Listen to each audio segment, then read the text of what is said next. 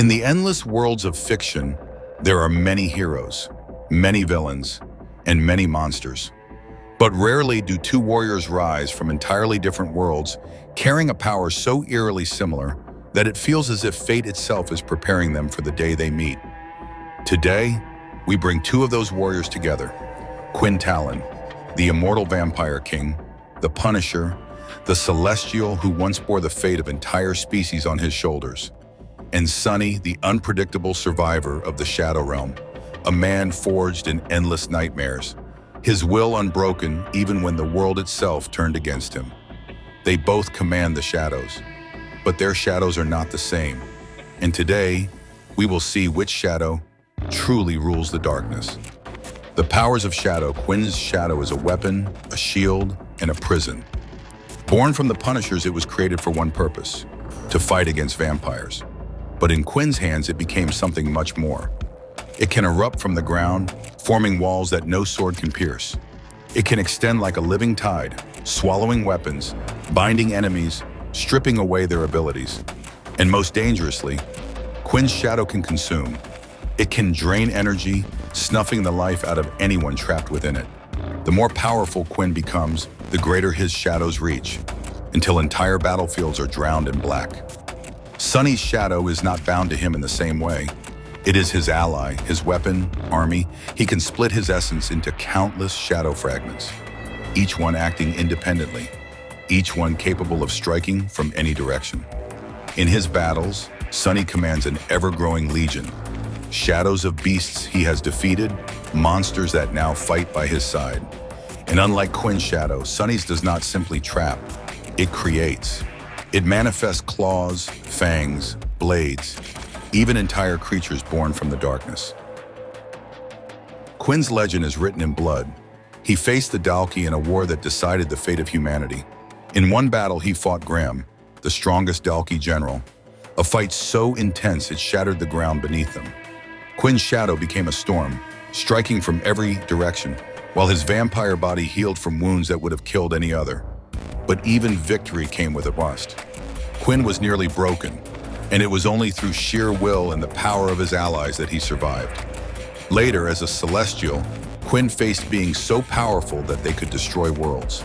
And yet, he always stood, his shadow answering his call. Sunny's battles are no less terrifying. He has fought horrors that defy imagination, creatures born from nightmares, towering abominations, enemies that could bend reality itself. In one of his most grueling trials, Sunny fought alone against a monster so vast it blotted out the sky. His shadows swarmed it like an army of ants against a titan, biting, tearing, overwhelming it until it finally fell. Sunny's strength is not only in his power, but in his mind. He calculates every move, every strike, every deception. He is not just a fighter, he is a hunter. What if they met? Now imagine.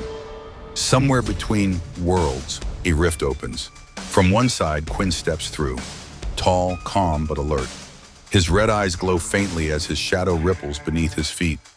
From the other side, Sunny appears, his expression unreadable, his presence almost casual, but the darkness around him stirs like the breath of a predator. They do not speak. They do not need to. The shadows speak for them. The ground darkens instantly. Quinn's shadow surges forward, a living wave that seeks to trap Sunny in its grasp. But Sunny is already gone, his figure melting into the darkness as if he was never there. From the blackness, a creature erupts, one of Sunny's shadow beasts, roaring as it charges Quinn. But Quinn's hand rises and a wall of shadow crashes down, swallowing the beast whole, consuming it into nothingness. Sunny narrows his eyes. This will not be easy. He summons more, an entire swarm of shadow warriors, each one a monster Quinn has never seen. They circle, they lunge, they strike from all sides. But Quinn's shadow answers. Spikes of black rip upward, impaling one beast, crushing another. A dome of darkness surrounds him, making him untouchable. Sunny changes tactics. His own shadow seeps under Quinn's dome, snaking upward toward him. For a moment, it seems like Sunny will strike. But Quinn is faster. His shadow bursts outward like an explosion, forcing Sunny to leap back. The two stare at each other across the field, neither one breathing hard, neither one showing weakness. Then, they vanish. Not a step, not a leap, gone as if swallowed by the void. They fight in the dark where no eye can see, shadow against shadow, strike against counterstrike. Every movement is a guess, every attack a gamble. The air itself shivers with their power. Minutes pass, or hours. Time has no meaning here. When they emerge, both are wounded. Sonny's arm drips with shadow-like blood. Quinn's cheek bears a cut, the first in years, and then Quinn changes. His celestial aura rises, his vampire instincts ignite. His shadow grows heavier, denser, more suffocating. Sonny feels the pressure, the weight of a predator that does not tire. Sonny responds in kind, calling forth every shadow creature he has ever captured. An army of the night surges toward Quinn, and the battlefield is swallowed in chaos. When the dust clears, only one figure stands. Sonny is on one knee, his shadow army gone. He looks up and sees Quinn walking toward him, calm, his shadow still flowing like a black ocean. Sonny smirks. Yes, you're the real shadow, after all. Quinn offers no answer, only a nod. Sonny vanishes into the darkness from which he came. Quinn turns and walks away. The world is silent. Who wins? And why Quinn wins? Not because Sonny is weak, far from it. But Quinn's shadow is not only a weapon, it is a force of suppression. Against any other shadow user, it does not simply fight, it consumes, erasing their connection to the darkness. And combined with Quinn's celestial power, his vampire healing, and his sheer battle experience, he can last longer, strike harder, and finish what he starts.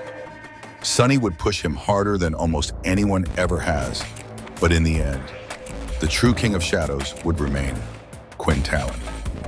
And so, if these two ever meet again, it will not be as enemies, for in the dark, shadows know their master.